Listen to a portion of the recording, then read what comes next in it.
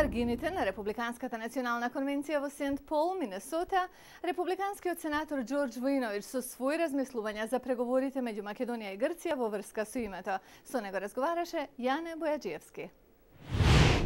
Сенатор, кој е вашиот став за ќелните преговори под покровителство на Обединетите нации за прашањето за разликите за името меѓу Македонија и Грција?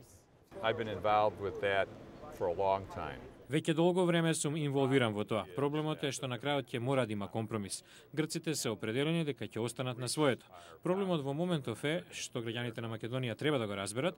Новата македонска влада вели дека нема да се откаже од името, а грчката влада дека нема да биде Македонија. Се наоѓаме во ќорсокак. Некој мора да попушти. Мора да се постигне некаков вид на компромис, но за жал ова стана политичко прашање. Луѓето кои живеат во Македонија треба да имаат волја да се обидат да изнедат некое решение, да го задржат името Македонија, можеби Северна Македонија, што и да е, за да се обидат да постигнат решение, затоа што тоа во моментов е исклучително важно. Со години работа Македонија да влезе во НАТО, поради фактот дека не можете да влезете во НАТО ако една членка гласа против, а Грција така гласа.